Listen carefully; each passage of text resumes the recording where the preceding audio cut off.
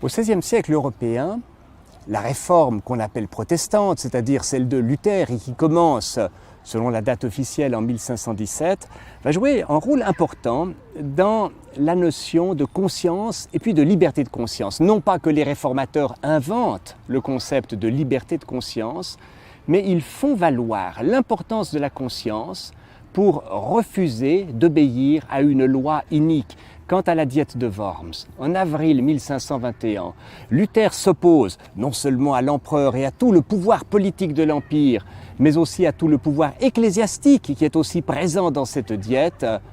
Il dit, face à tout le monde, qu'il n'est jamais sûr, qu'il n'est jamais sain d'agir contre sa conscience. Quand les réformateurs sont dans la minorité, comme Luther encore face à l'empereur à Worms, il plaide pour la liberté de conscience. Entre la paix d'Augsbourg en 1555 et la paix de Westphalie en 1648, l'équilibre entre catholiques et protestants dans le Saint-Empire romain germanique est resté extrêmement précaire et les conflits ont dégénéré donc dans la guerre de 30 ans. À l'issue donc de 30 années de conflits non seulement religieux mais aussi politiques et territoriales, on instaure une nouvelle paix, la paix de Westphalie. Cette paix, elle reprend les dispositions de la paix d'Augsbourg et elle en ajoute de nouvelles.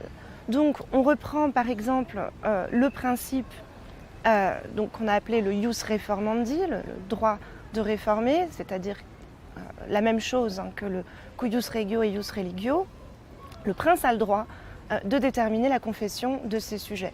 Mais on va ajouter un autre principe qui va être celui de l'année normative. On choisit une année complètement au hasard, l'année 1624, et on décide que la carte confessionnelle de l'Allemagne, telle qu'elle était à cette époque, doit être en quelque sorte gelée.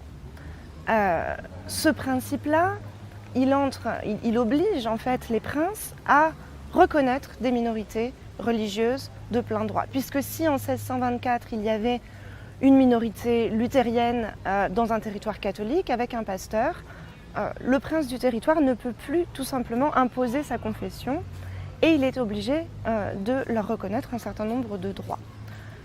Cette paix de Westphalie, elle va inaugurer aussi les premières formes de liberté de conscience, donc sous le nom de autonomia, l'autonomie, Freistellung, qui implique de faire une distinction entre ce qu'on appelle l'exercice public de la religion et l'exercice privé.